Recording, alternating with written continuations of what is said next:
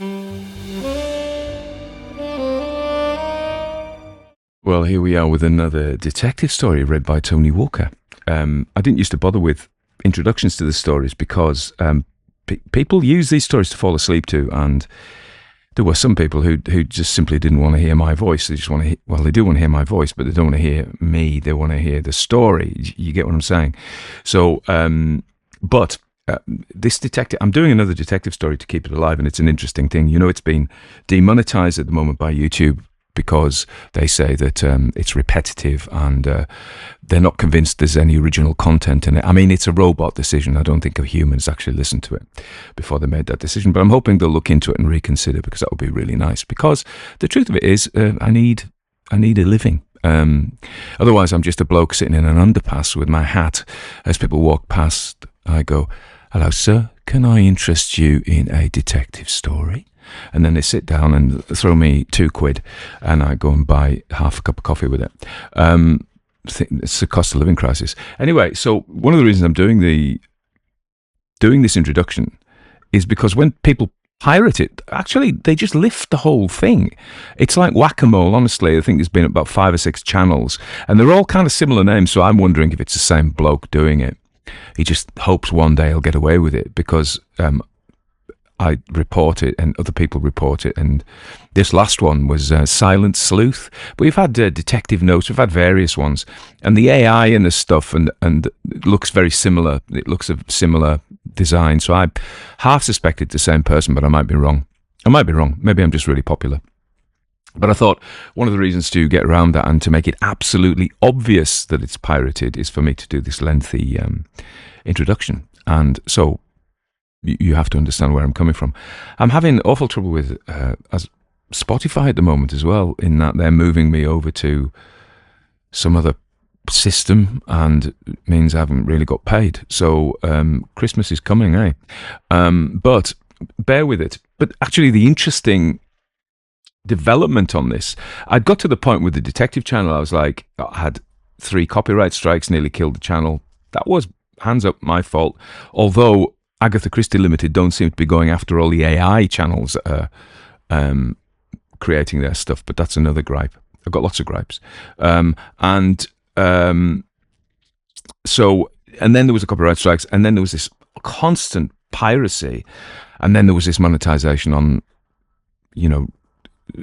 decisions, reasons that don't really stand up, that I thought would be easy to overturn if I just explained myself. But I think the decisions were made by robots. But even so, I'm hoping a human will look at it now, and fingers crossed. But what I was going to say is, all of this, in a weird way, has made me... I've gone through a cycle of feelings about the detective channel. One was, it's too much trouble.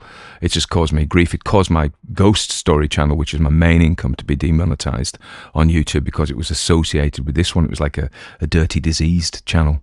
But what I'm saying is, it's made me more determined not to give up. So there we are. That is the lengthy introduction, which is an anti-pirate device, because nobody would spout that much stuff if they weren't me, innit?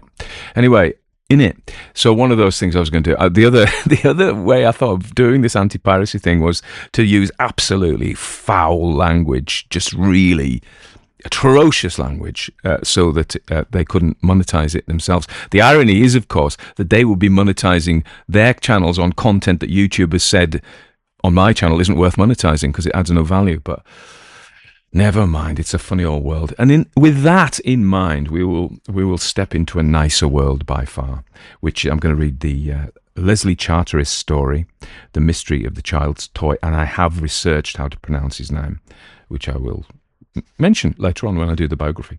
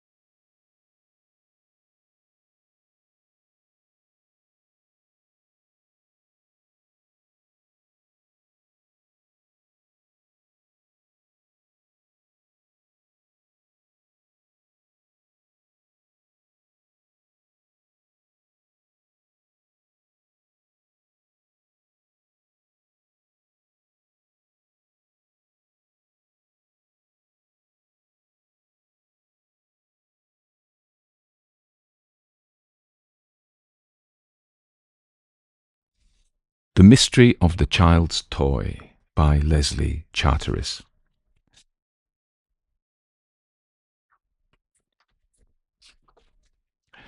George Kestry slanted his 200 pounds of brawn and bone back in his chair, stuck his thumbs in the armholes of his waistcoat, and spoke past a cigar that jutted out of the corner of his mouth as squarely and truculently as a cannon out of an old-time battleship.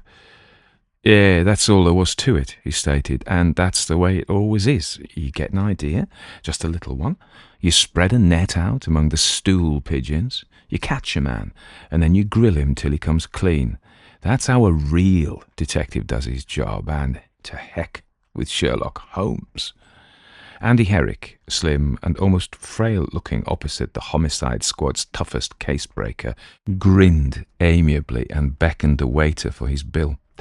The orchestra yawned and went into another dance number. It was 3 o'clock in the morning, and a fair proportion of the crowd of assorted millionaires, racketeers, sightseers, and showgirls who packed New York's most expensive restaurant had some work to think of before the next midnight. "Maybe you're right," said Andy mildly. "I know I'm right," roared Kestry, and then, while Andy slid greenbacks onto a plate, he chuckled. "I'm not being personal, kid. You know that. If you can make a living writing that detective story stuff, I'm glad about it. Oh, I wish I could do it. But when it comes to real crimes, well, it just makes me mad." He stood up and grabbed Andy's shoulder. "Come on, kid, I've got to go home." He steered their way round the tables and up the stairs to the hotel lobby with his stubby fingers locked round Andy's arm and his iron features set in a contented grin. It was not the first time they'd had the same argument over the supper table, nor by any means the first time that George Kestry had settled it in a similar manner to his own satisfaction. He had a voice that matched his mighty build, and a belligerent crash of his massive fist on the table to go with it.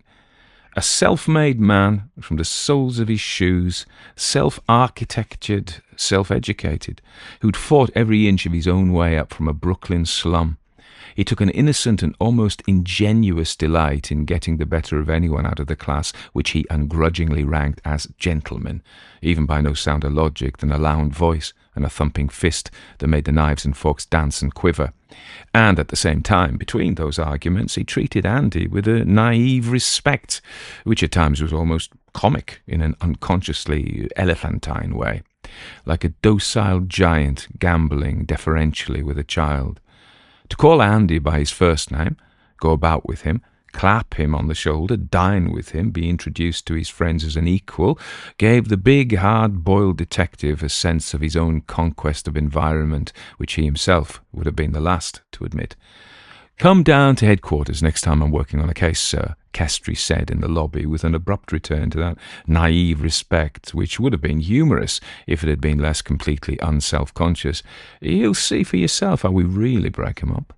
"I'd like to," said Andy, and if there was the trace of a smile in his eyes when he said it, it was without malice. He liked the big detective sincerely, enjoyed his company like a great healthy blustering breeze, despaired of ever carrying a point against the thunderous dogmatic voice, and was cheerfully contented to provoke and listen to its outbursts. Andy settled his soft hat on his straight fair hair and glanced round the lobby with the vague aimlessness which ordinarily precedes a parting at that hour. A little group of 3 men had discharged themselves from a nearby elevator and were moving boisterously and a trifle unsteadily towards the main entrance. 2 of them were hatted and overcoated, a tallish man with a thin line of moustache and a tubby red-faced man with rimless spectacles. The 3rd member of the party, who appeared to be the host, was a flabby, flat-footed man of about 55, with a round bald head and a rather bulbous nose, that would have persuaded any observant onlooker to expect that he would have drunk more than the others, which in fact he obviously had. All of them had the dishevelled and rather tragically ridiculous air of captains of industry who have gone off duty for the evening. "That's Sir Lewis Enstone, the guy with the nose," said Kestry, who knew everyone. "Wall Street man. Might have been one of the biggest financiers in the country if he could have kept off the bottle." "And the other 2? asked Andy incuriously. "Just a couple of smaller men in the same game. Gamblers, Abe Costello as a tall one, and Jules Hamill. If we put all the crooks in that precinct into our portrait gallery, police headquarters would have to take over another annex. Kestry chewed his cigar over to the other side of his mouth, where it stood out at the same pugnacious angle as before. But for his surroundings, he would probably have spat expressively. I'd rather be seen with an honest racketeer than one of those snakes any day. The detective was only one of the millions who had lost money in the recent collapse of an artificial boom, and his sentiments were characteristically vehement. Andy Herrick murmured some sympathetic commonplace and watched the trio of celebrators without interest. "Do you understand, boys, don't you?" Enstone was articulating pathetically with his arms spread across the shoulders of his guests in an affectionate manner which contributed helpfully towards his support. "It's just business. I'm not hard-hearted. I'm kind to my wife and children and everything, God bless them. And any time I can do anything for either of you, why, you just let me know." "That's real white of you, Lou," said Hamill with the blurry-eyed solemnity of his condition. "Let's have lunch together Tuesday," suggested Costello. "Maybe we might be able to talk about something that'd interest you." "Okay," said Enstone dimly. "Lush on Tuesday." "And don't forget the kids," said Hamill confidentially. Enstone giggled. "I shouldn't forget that." In obscurely elaborate pantomime, he closed his fist with his forefinger extended and his thumb cocked vertically upwards, and aimed the forefinger waveringly between Hamill's eyes. "Stick 'em up," he commanded gravely, and at once relapsed into further merriment, in which his guests joined somewhat hysterically. The group separated at the entrance amid much handshaking and backslapping and laughter, and Lewis Enstone wended his way back with cautious and preoccupied steps towards the elevators. Kestry took a fresh bite on his cigar and squared his jaw disgustedly. "Is he staying here?" asked Andy. "Lives here," said Kestry shortly. "Got a terrace apartment that costs $40,000 a year. There's plenty of suckers to help him pay for it." The detective ruminated sourly. "If I told you some of the tricks these guys get up to, you'd call me a liar. Why, I remember one time." He launched into a lengthy anecdote which had all the decorative vitality of personal bitterness in the telling. Andy Herrick, listening with the half of one well-trained ear that would prick up into instant attention if the story took any twist that might provide the germ of a plot, but would remain intently passive if it did not, lighted a cigarette and gazed abstractedly into space. "So, word came down for me to lay off, and I laid off. It was okay with me," concluded Kestry rancorously, and Andy took the last inhalation from his cigarette and dropped the stub into an ashtray. "Thanks for the tip, George," he said lightly. "I gather that when I really murder somebody, you'd like me to make it a Wall Street financier." George Kestry snorted and hitched his coat round. "Got to be off now. Come and see me again soon." They walked towards the street doors. On their left, they passed the information desk, and beside the desk had been standing two bored and sleepy bellboys. Andy had observed them and their sleepiness as casually as he had observed the colour of the carpet, but all at once he realised that their sleepiness had vanished. He had a sudden queer sense of suppressed excitement, and then one of the boys said something loud enough to be overheard, which stopped Kestry in his tracks and turned him round abruptly. "What's that?" demanded Kestry. "It's Mr. Enstone, sir. He just shot himself." Kestry scowled. To the newspapers it would be a surprise and a front-page sensation. To him it was a surprise and a potential menace to his night's sleep if he butted into any responsibility. Then he shrugged. "I'd better give it a look over. Did you say he shot himself?" "Yes, sir. His valet just phoned down." Kestry flashed his badge, and there was a scurry to lead him towards the elevators. He strode bulkily and impersonally ahead, and Andy followed him into the nearest car. One of the bellboys supplied a floor number, and Kestry pushed his hands into his pockets and glowered in mountainous aloofness at the latticed inner gate of the elevator. Andy, the intruder, studiously avoided his eye and had a pleasant shock when the detective addressed him almost genially. "Say, Andy, didn't I tell you those guys were nutty as well as crooked?" Did Enstone look as if he'd anything to shoot himself about, except the head that was waiting for him when he woke up? It was as if the decease of any financier, however caused, was a benison upon the earth in the face of which Kestry could not be anything but good-humoured. That was the impression he gave of his private feelings. but the rest of him was impenetrable stolidity and authoritativeness. He dismissed the escort of bellboys and strode on to the door of the millionaire's suite. It was closed and silent. He hammered on it commandingly, and after a moment it opened 6 inches and disclosed a pale, agitated face. Kestry showed his badge again, and the door opened wider, enlarging the agitated face into the unmistakable, full-length portrait of an assistant hotel manager. Andy followed the detective in, endeavouring to look equally official. "This will be a terrible scandal, Captain," said the assistant manager. Kestry glared at him over an aggressive cigar. "Were you here when it happened?" "No, I was downstairs in my office." Kestry collected the information and thrust past him. On the right, another door opened off the large lobby, and through it could be seen another elderly man, whose equally pale face and air of suppressed agitation bore a certain general similarity and also a self-contained superiority to the first. Even without his sober black coat and striped trousers, grey side whiskers and passive hands, he could have stamped himself as something more cosmic than the assistant manager of a hotel, the assistant manager of a man. "Who are you?" demanded Kestry. "I'm Fowler, sir, Mr. Enstone's valet. Were you here?" "Yes, sir." "Where's Mr. Enstone?" "In the bedroom, sir." They moved back across the lobby, with the assistant manager in the lead. Kestry stopped. "Will you be in your office if I want you?" he asked with great politeness, and the assistant manager seemed to disappear from the scene even before the door of the suite closed behind him. Louis Enstone was dead. He lay on his back beside the bed, with his head half rolled over to one side, in such a way that both the entrance and the exit of the bullet which had killed him could be seen. It had been fired squarely into his right eye, leaving the ugly trail that only a heavy-caliber bullet fired at close range can leave. The gun lay under the fingers of his right hand. "Thumb on the trigger," Kestry noted aloud. He sat on the bed, pulling on a pair of gloves, inscrutable and unemotional. Andy Herrick observed the room, an ordinary, very tidy bedroom, barren of anything unusual except the subdued costliness of furnishing and accessories. 2 French windows opening onto the terrace, both shut and fastened. On a table in one corner, the only sign of disorder, the remains of a carelessly opened parcel. Brown paper, ends of string, a plain cardboard box. Empty. The millionaire had gone no farther towards undressing than loosening his tie and unbuttoning his collar. "What happened?" asked Kestry. "Mr. Enstone had friends to dinner, sir," explained Fowler. "Mr. Costello." "I know that.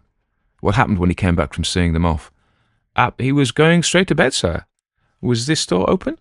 "At first, sir. I asked Mr. Enstone about the morning, and he asked me to call him at 9. Then he closed the door, and I went back to the sitting room."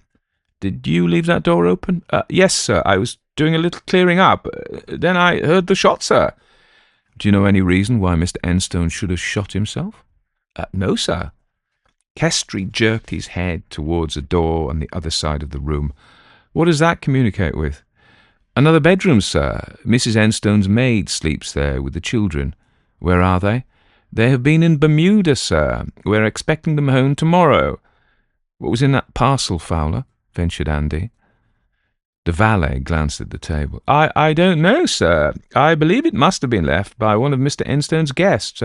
I noticed it on the dining table when I brought in their coats, and Mr. Enstone came back for it on his return and took it into the bedroom with him." "You didn't hear anything said about it?" "No, sir." Kestry looked up at Andy derisively. "Why don't you get out your magnifying glass and go over the cigar ash?" he inquired. Andy smiled apologetically, and being nearest the door, went out to open it, as a second knocking disturbed the silence. For half an hour he stood about inconspicuously in the background, while the room and body were photographed from different angles, fingerprints developed and photographed, and the police surgeon made his preliminary examination. All the formalities were familiar to him, and after a while he drifted into the sitting room. The hallmarks of a convivial dinner were all there. Cigar butts in the coffee cups, stains of spilt wine on the cloth, crumbs and ash everywhere. But those things didn't interest him. He was not quite sure what would have interested him, but he wandered rather vacantly around the room, gazing introspectively at the prints of character which a long tenancy inevitably leaves on even anything so characterless as a hotel apartment. There were pictures on the walls and on the side tables, mostly enlarged snapshots revealing Louis Enstone in relaxation in the bosom of his family. On one of the side tables he found a curious object.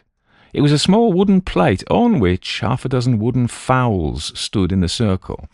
Their necks were pivoted at the base, and underneath the plate were 6 short strings joined to the necks and knotted together some distance farther down, where they were all attached at the same point to a wooden ball. It was these strings, and the weight of the ball at their lower end, which kept the birds' heads raised.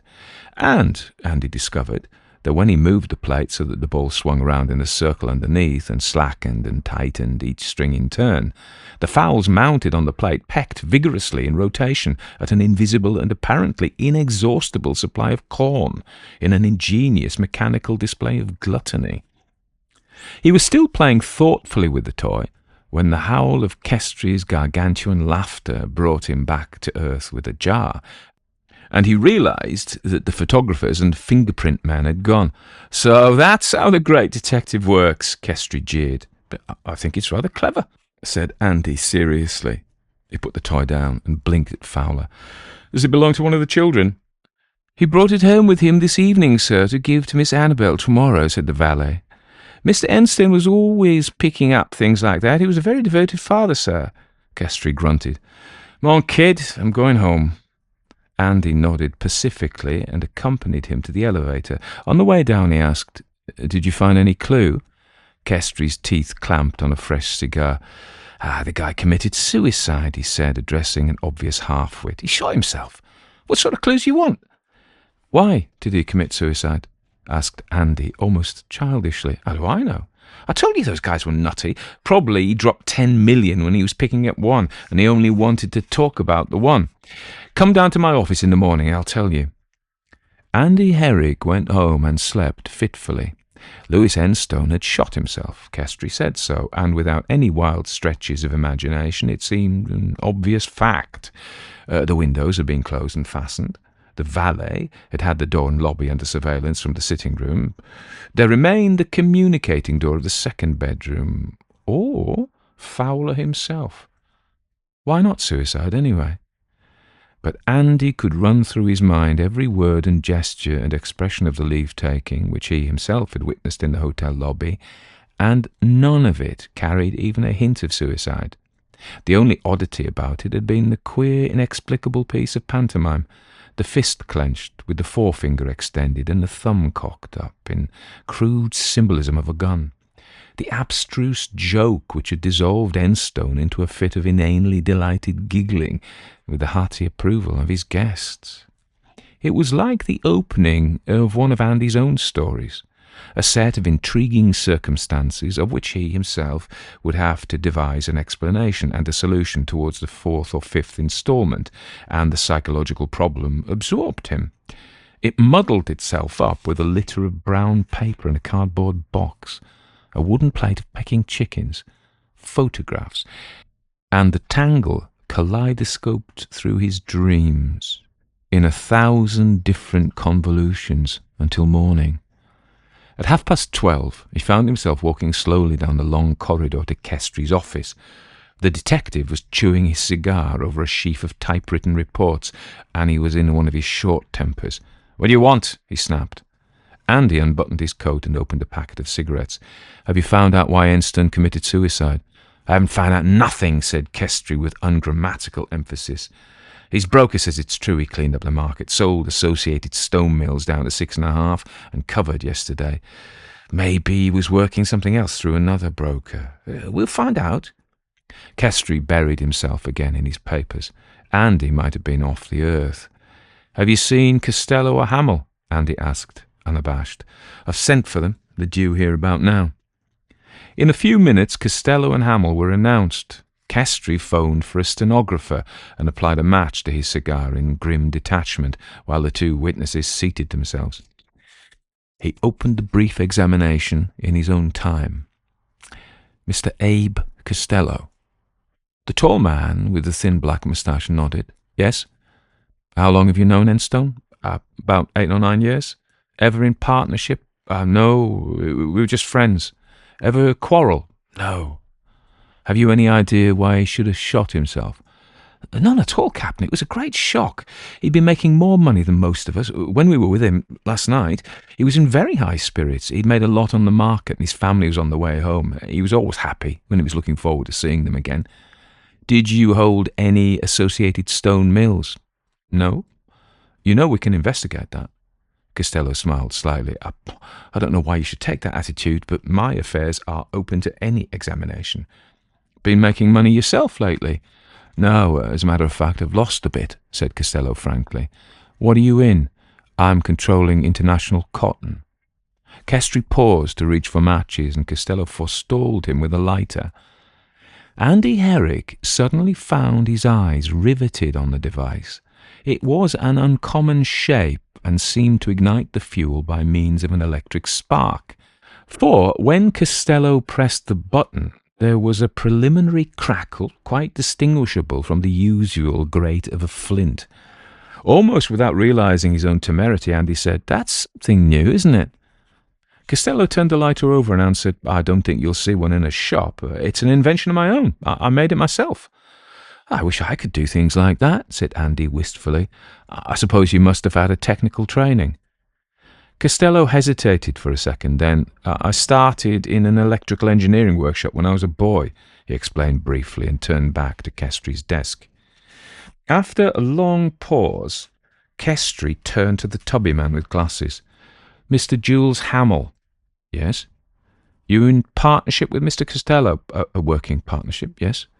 "Were you on the same terms with Enstone?" "About the same, yes." "What were you talking about at dinner last night?" It was about a merger. I'm in international cotton too. One of Mr. Enstone's concerns was Cosmopolitan Textiles. His shares are standing high and ours are not doing too well, and we thought if we could induce him to sign a merger, it would help us. What did Enstone think about that? Hamill spread his hands.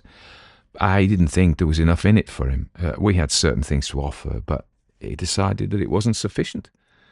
Wasn't there some bad feeling about it? Why, no. If all the businessmen who have refused to combine with one another at different times became enemies, there'd be nobody speaking to anybody on Wall Street today. Do you know why Mr. Enstone might have shot himself? No. Andy Herrick cleared his throat. What was your first important job, Mr. Hamill? He queried. Hamill turned his eyes without moving his head. I was a sales psychologist in a department store in Minneapolis. Kestry closed the interview curtly, shook hands perfunctorily with the two men, and dismissed the stenographer. Then he glared at Andy like a cannibal. Why don't you join the force yourself? He inquired heavily. The police academy's just across the street. I'll send you over with a letter. Andy took the sally like an armoured car taking a snowball. You big sap, he retorted startlingly. Do you look as if the police academy could teach anyone to solve a murder? Kestry gulped. What murder are you talking about? He demanded. Enstone shot himself. Yes, Enstone shot himself, said Andy, but he was murdered just the same. They made him shoot himself. What do you mean? Blackmail? No. Andy pushed a hand through his hair again. He'd thought of things like that. He knew that Enstone had shot himself because no one else could have done it, except Fowler, the valet. But that was the man whom Kestry would have suspected if he'd suspected anyone, and it was too obvious, too hopelessly amateurish. No man in his senses could have planned a murder with himself as the most obvious suspect. Blackmail, then. But the Louis Enstone he'd seen in the hotel lobby had never looked like a man bidding farewell to blackmailers, and no one else could have blackmailed him. There had been no letters, no telephone calls. Andy took that for granted. If there had been, Fowler must have mentioned them. How could he have been blackmailed? No, said Andy. It wasn't that. They just made him do it. They just said, Lou, why don't you take yourself for a ride? And he thought it was a swell idea. Is that it? Kestry jibed. It was something like that, Andy said soberly. You see, Enstone would do almost anything to amuse his children. Kestry's mouth opened and no sounds came from it. His expression implied that a whole volcano of devastating sarcasm was boiling at the tip of his tongue. Costello and Hamill had to do something, said Andy. International cottons have been very bad for a long time. On the other hand, Enstone's interest, cosmopolitan textiles, was good. Costello and Hamill could have pulled out in two ways, either by a merger or else by having Enstone commit suicide so that cosmopolitans would tumble down in the scare and they could buy them in. If you look at the papers this afternoon, you'll see that all Enstone's securities have dropped through the bottom. No one in his position can commit suicide without starting a panic. Costello and Hamill went to dinner to try for the merger, but if Enstone turned it down, they were ready for the other thing. So what? Rapped Kestry. But for the first time there seemed to be a tremor in the foundations of his disbelief. They made only one big mistake. They didn't arrange for Enstone to leave a letter. People have shot themselves without leaving letters. I know, but not often. That's what started me thinking. Well, Andy rumpled his hair into more profound disorder and said, "You see, George, I write those detective stories, and writing detective stories is just a kind of a jigsaw puzzle. For the author, I mean. You take a lot of mysterious events and a lot of mysterious characters, and somehow you have to tie them all together. And while the story's going on, you have to be thinking all the time. Now, what would A do? And what would B do? And what would C do? You have to be a practical psychologist. Just like a sales psychologist in a department store in Minneapolis." Kestry's cigar came out of his mouth, but for some reason which was beyond his conscious comprehension, he said nothing, and Andy Herrick went on in the same disjointed and rather apologetic way. "Sales psychology is just a study of human weakness, and that's a funny thing, you know.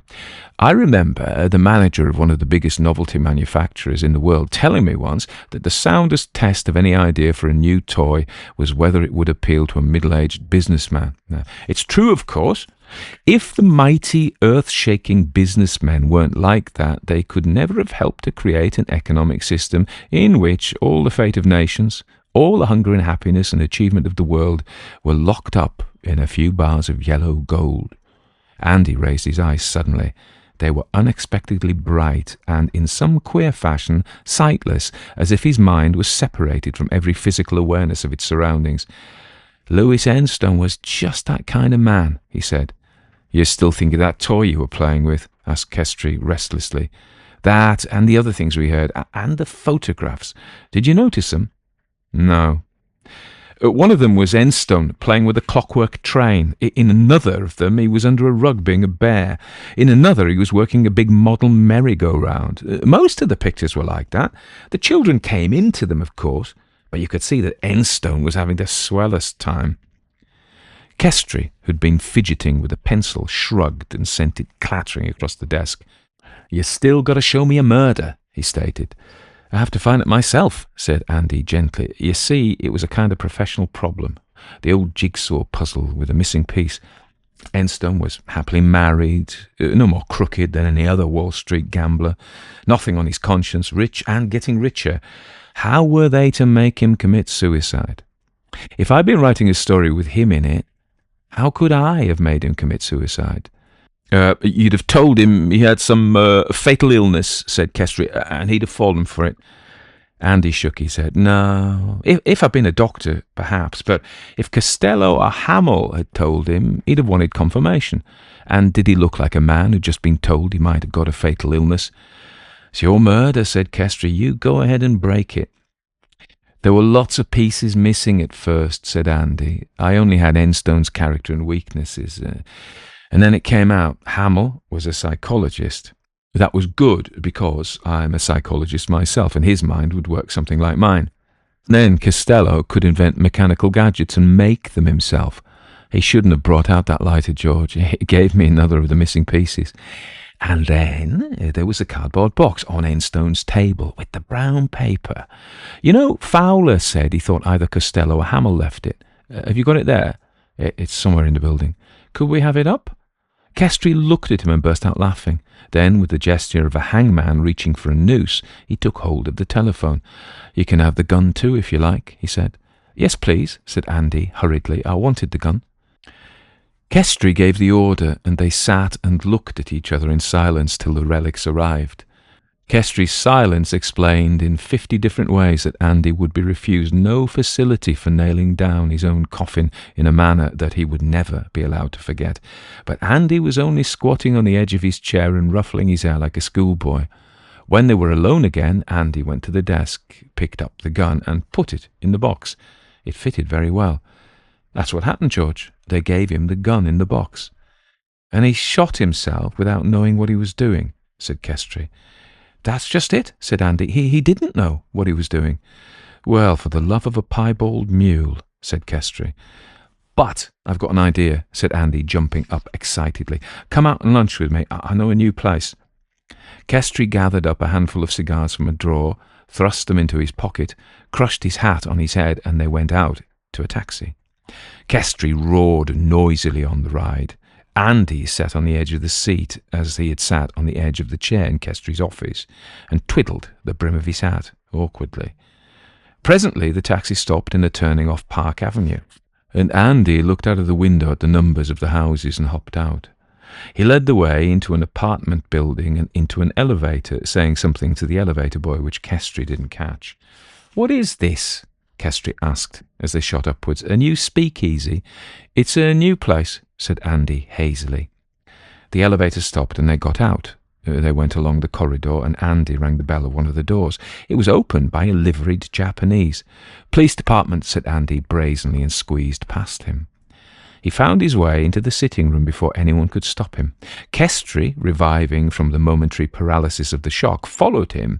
Then came the Japanese manservant. "I'm sorry, sir, Mr. Costello is out." Kestry's bulk obscured Japan. All the joviality had smudged itself off the detective's face, giving place to blank amazement and fury. "What the deuce is this joke?" he demanded.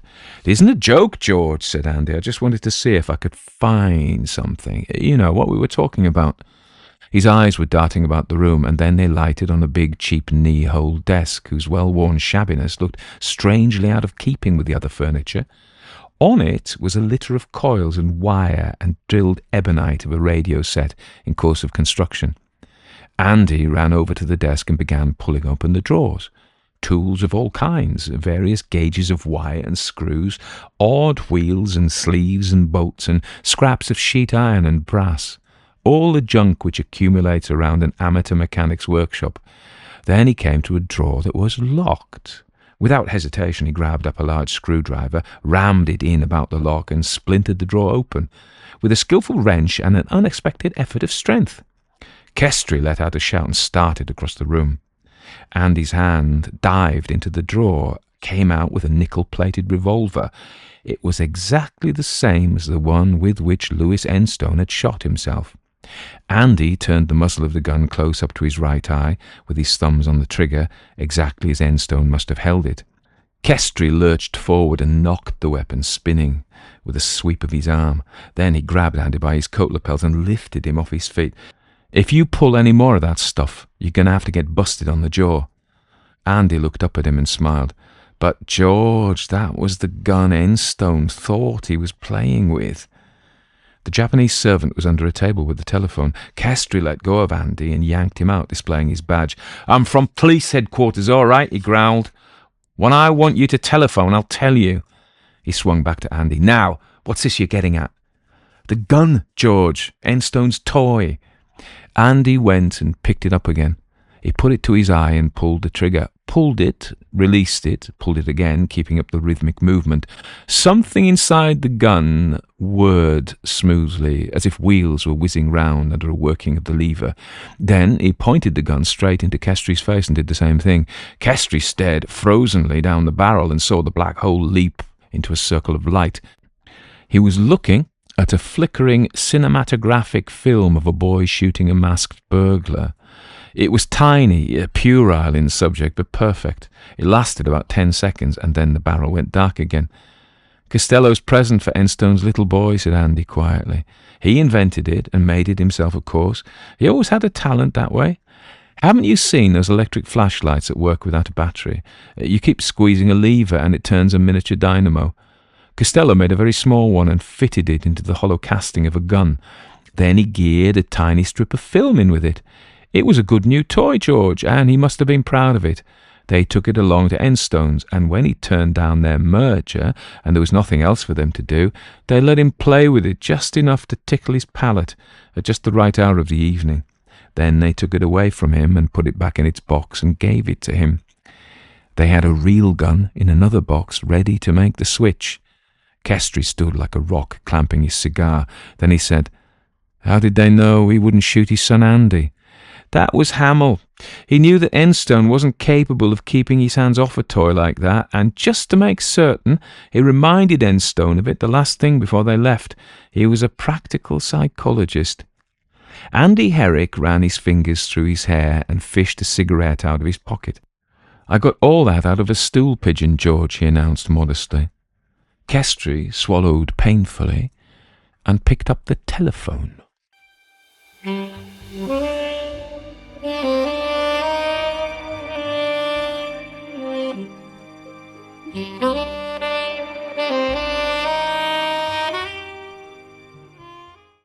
So that was The Mystery of the Child's Toy by Leslie Charteris. I'm going to tell you something about him. And there are a couple of things that have fascinated me about him, but they probably aren't of any interest to anybody else. So anyway, he was born in 1907, and he was had a British mother and a Chinese father, and he was born in Singapore, which at that time was a British colony, in 1907. I found myself quite interested in his father. Why not his mother, Tony? Are you some kind of chauvinist, misogynist? No, I don't know really. It's just, follow my interest anyway. So Leslie Charteris, his father was Dr. Yin Suat Chuan, forgive my Chinese pronunciation, known as SC Yin, and he was a remarkable figure. He was Chinese born, obviously, but he was educated in Britain at St Mary's Hospital, London. I don't mean the but there, and one of the first men of Chinese descent to qualify as a member of the Royal College of Surgeons and a licentiate of the Royal College of Surgeons in the early 1900s. And then he practiced in Singapore by 1908. And he specialised in tropical medicine and public health and was part of the English-educated Straits Chinese elite, the bridge colonial and Chinese societies. So I'm going to talk about his mother. He married an Englishwoman, Lillian Bowyer, while in London. Their son, Leslie Charles Bowyer Yin, that was his proper name. Leslie Charteris, his name. And, he chose to be called Charteris, and so that is his proper name. He can do what he wants. But, this was his birth name. He was born in Singapore in 1907, and he was first educated at Springfield College, Croydon, but he was then educated at, Croydon is not, sort of place you think of as being particularly salubrious these days, but it would have been a private school, and in those days it would have been a lot more rural. Anyway, so then he went to Rossall School, and you're like, Rossall? It's somewhere in Lancashire, isn't it? Yes, it is. It's near Fleetwood, so sort of near Blackpool. Again, you think, ooh, Blackpool. But it was known as the Eton of the North, and it was founded in 1844. So the two things that grabbed my attention, there's another one as well, is his dad, the school he went to, and it's going to be his name in a minute. So, but going back to Rossall School, founded in 1844 by Reverend Sir Vincent Beechey as a sister school to Marlborough College Post School in Marlborough in Wiltshire. Rossall began as a Northern Church of England boarding school to provide at a moderate cost for the sons of clergymen and others, with a classical and mathematical education, backed by patrons including the Earl of Derby, Duke of Devonshire and Bishop of Chester. They leased Rossall Hall from St Peter Hesketh, Fleetwood, on a 21-year term with a purchase open. It's still going, so you can go there but you have to be quite young and you have to have some money. And it was granted a royal charter in October 1890 and then was known as the Eton of the North. It's famous for its brisk winds because it's by the sea, and this is actually a selling point now when you look at the marketing. It's a thing that they sell to. Anyway, so that's interesting, isn't it? It's a big posh school there and its history. That's where he went. Anyway, so let's get back to his dad, who's really, really interesting. He's this colonial professional class, but although he's in quite an elite position within the British administration of Singapore, he is not British. He's Chinese, and that is clearly an issue in those days. But Dr. Yin remained in Singapore during the interwar years, practicing medicine and taking an interest in civic affairs. His later life was overshadowed by the Japanese occupation, 1942 to 45. Records are sparse. Funnily enough, my ex-father-in-law was part of the British force that retook Singapore after the defeat of the Japanese, when the Japanese were being defeated. So that's, but very go-ahead place now. Very clean. Don't want to spit any gum out there. Anyway, that's got to do with the price of fish. We're talking about a detective story. So I was also interested in his name. So obviously his name was Boya Yin. So his mother was Boya and his dad was Yin. So the sources vary. One source says 1926, the other says 1928. So this is before his big break with Simon Templar, the saint. And he changed his name. So he'd been to Rossall School, and then he went to King's College, Cambridge, same place as M.R. James, actually, and a whole bunch of other different people. But he didn't, to do law, but he didn't like it, so he dropped out and he started to write. I wonder what his dad thought about that, or his mother.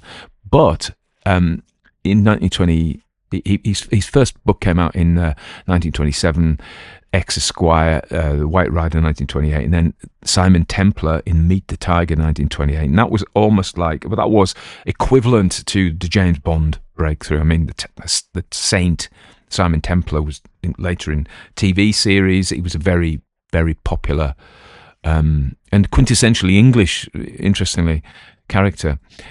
So this name Charteris.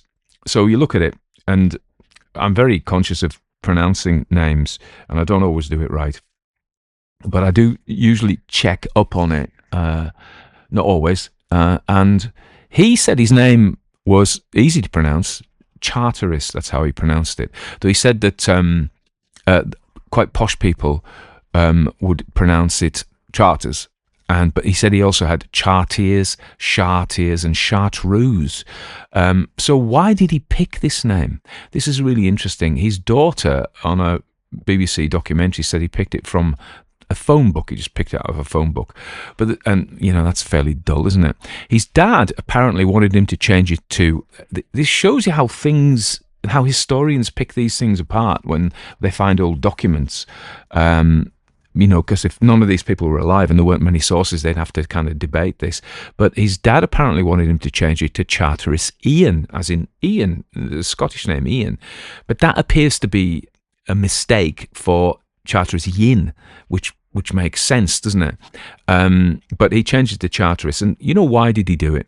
Well, because of prejudice against Chinese names, I would guess, and he probably figured as a stage name, as a marketing name, it was going to sell better.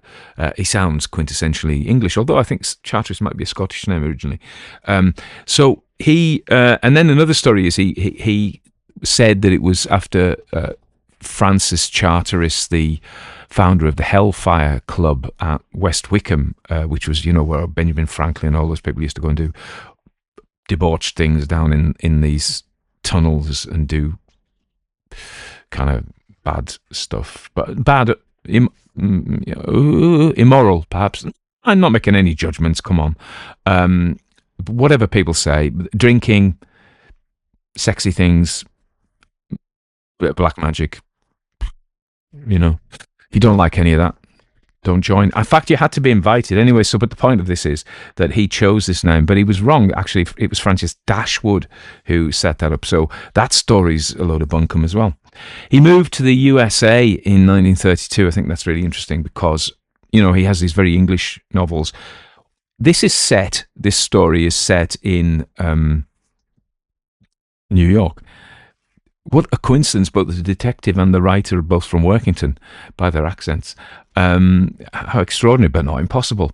But I tell you what, even though there were a couple of things that I read a lot of English short stories written by both Americans and British people, and also Irish people, Australians and stuff. But the main differences in usage that people don't realise is the British prefer round rather than around. So your Grammarly and stuff will tell you that the correct version is around. So if you write, he looked round, or he went round the place, they will try and correct it to around, but actually round without the A is a British usage.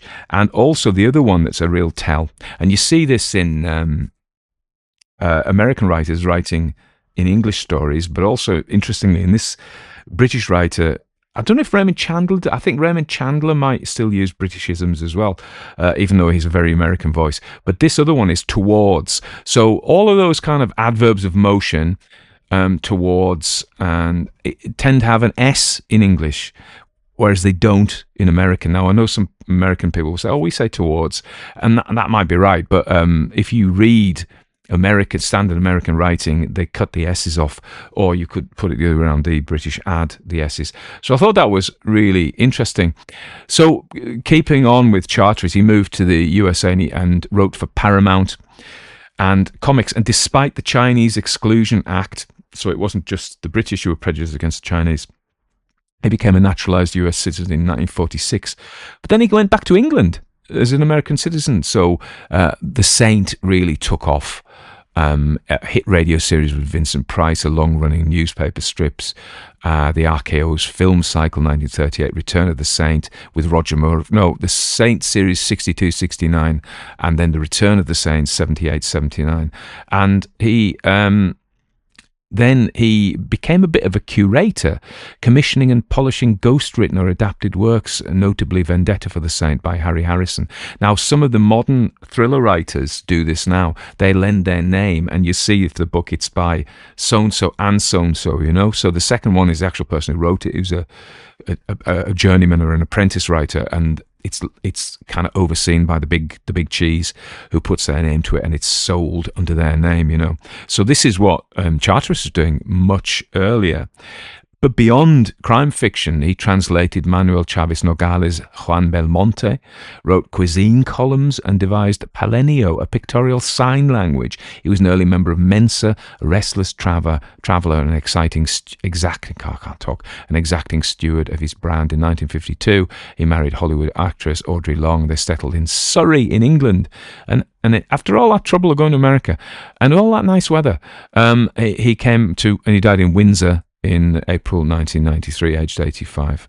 So there we are. Now, let's look a little bit at the story. It's sort of a golden age story, even though it has a detective. So the classic early stories, detective stories, as you know, actually have very little action in them. It's usually a crime is committed. This is slightly different. You know, we're given a preamble that sets us up, because of course the rules are that we have to have the clues, although the clues appear during the story that we could, if we were really, really, really smart, we could figure it out. So the photographs are mentioned, he's with the toys and the kids, his love of his kids is mentioned, and then of course the thing of the lighter that the guy has made by himself is mentioned, and all of these are kind of illuminating about what actually happened. But I know there'll be somebody out there when, yeah, I guessed that, because there always is. But I say that most of us normal humans wouldn't have been able to guess that from the information we were given. So you could argue it's not actually fair play, which was, of course, a big thing in the 1920s about how detective novels should contain enough information so that the reader can solve it in parallel with the detective. And I would say that doesn't happen here in this story, although there are gestures towards it, you know. So yeah, that's right, but it's the very Sherlock Holmes kind of idea. If you read a Sherlock Holmes story, what you see is, I say this many times, the crime is committed, the great brain goes to work. In this case, it's interesting. It's like an eternal regress, not really eternal, but the detective story is right. Somebody is writing a detective story about a detective story writer, which is playful, and I think it's fun. I quite enjoy that. So the great brain goes to work, and he's kind of and he solves it with his great brain with deduction. So it's very golden age. This was probably what you thought detective stories should be like.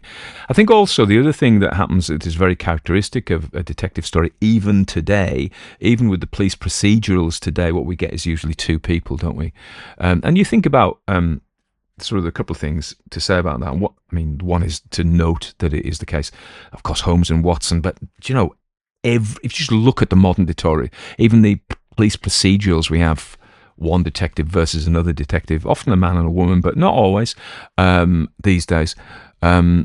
So that is, but then you think about if you're writing with film, you can have an eye that looks at things. So we can have scenes that are shown to us as if by a drone eye or God's eye, and we learn things that the detective maybe doesn't know. But if you're writing, it's really hard to do that. You can do it in what they call third-person omniscient, whereby you pull out and the narrator or the story is written from God's point of view, so God knows everything. But that went out of fashion, really. So in order that things don't just become an information dump, you have to have dialogue, and you have to have two characters, and this is what. And you can make it interesting by making them opposite personalities, which, of course, Starsky and Hutch, or Holmes and Watson, or all of these. They're two detectives or two solvers who have different points of view.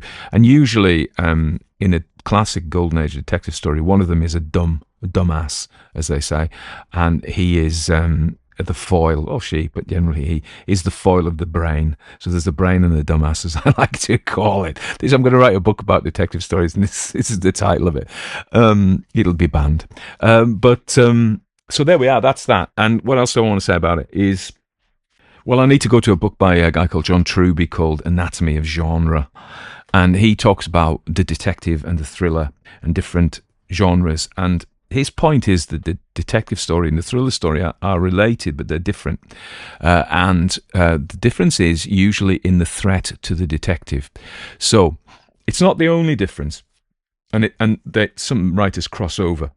But usually in the early detective story, the detective, him or herself, Miss Marple, is not at risk. There is a terrible murderer out there, but the detective is only there as the solver. And the detective and that's the classic detective. The detective isn't going to get killed, isn't going to get threatened. And so they are more like a puzzle. And that's why they're cozy, really, because it's safe. And it happens in a safe environment. In this case, not in a country house mansion. But even so, the detective, Mr. Andy Dudar, is safe. And it's a puzzle. It's a puzzle to work it out, and the pleasure from the story is the puzzle. And of course, all stories are emotion machines. They are they entertain us. Of course, they do in different ways. And the Golden Age detective story is about the puzzle, the Sudoku, the cryptic crossword thrill. That's why we enjoy them. The other thing, of course, that grows up with the cozy is because the cozy in the Golden Age are often very similar. But if you think of something like Midsummer Murders or whatever, or Inspector Morse Investigates, or, they're set in kind of cozy settings, Oxford, Cambridge, the deep English countryside, country house mansion at Christmas, and we enjoy the milieu. And very often, when there was a great craze of these, and I used to watch TV, these detective stories, Bergerac in Jersey, would go on for 2 hours, and they were so complex in the puzzleness of them, because of course they're selling that as well, or they're delivering that as well, is that I was completely lost with what's going on, but I was still there because I enjoyed the setting, because it was cozy and I liked it. And also the third part is, so we have the puzzle, we have the setting, which is agreeable, and we have the characters who are amusing and entertaining and we warm to. So those are the three aspects. And then we move over as time goes on. So the cozy went out of fashion, and we find, there is, Holmes nearly dies at Reichenbach so clearly, and Raffles and Bulldog Drummond, they're always kind of punching people. So it isn't completely true that they didn't, and they wonder. Nothing is neat in life, is it? But these are general truths. So, and then we get Hard Boiled, and the particularly American version of Hard Boiled, which later goes on to infiltrate other cultures, and we get their own versions of it, but particularly an American voice. And the detective, think of Chinatown, he gets beaten to bits, or LA Confidential. They're always getting beaten up, or the Maltese Falcon, or Casablanca. They're all really, the person themselves is at risk. Casablanca, not as much. It's sort of cozy, Casablanca, I think, as well. Characters, setting, and puzzle. less so. But argue with me if you want. I'm sure you will. Throw your cup at the TV if you're watching me on TV, or smash your phone with your fist if you. Don't do that, really. I would say, or else they'll demonetize me, but it's too late. Do you see how I bear grudges? It's a terrible quality. Anyway, so are we getting the hard-boiled, and then we get into the police procedural, where the modern police procedural, the detective is potentially at risk, and not always, actually. I've got a couple of Colin James sitting on the floor. Peter James, rather. Colin James, who's he? I think I was at school with him. Peter James stories. And if I think backwards to them, I'm not sure that Grace is always at risk. I don't think he is that much. But you think of Broadchurch, you think of all of these things anyway. So that's probably all I've got to say. It becomes the thriller. The thriller becomes more popular. So I think we can see these as fashions. It's not that they develop neatly into one another, because we still have cozy stories being written. We still have quasi, quasiment, as they say in French, which I love that word. We still have cozy books being written. But we have gruesome books. We have really gruesome books with really gruesome crimes being written as well. But it's fashion. And actually, I'll tell you a book I'd like to read, and there may be one, is how the fiction we consume, even if we just want to focus on detective fiction from sort of the penny dreadfuls of the 1850s, they aren't truly detective stories, but they're thriller stories, if you like, going right through sort of Golden Age, hard-boiled, and police procedurals, and the modern gruesome crime stories. And true crime is related to this as well, of course, a massive market for that. But I think it would be really interesting to map that against what is going on in the society that reads them. Somebody may have written that book, let me know. Anyway, there we go, detective story. I did ramble a bit, but you let me know that you like it, so sort of that just encourages me. Anyway, I hope you're all well. I'm actually well. I'm going to the gym soon. Make me even weller, although it will hurt for 2 days. And I keep saying to Ryan, are you sure this is good for me? Because I'm in pain for 2 days afterwards, and then I come back and do it again just when I'm recovering, and I get in pain again. And he says, lift that weight.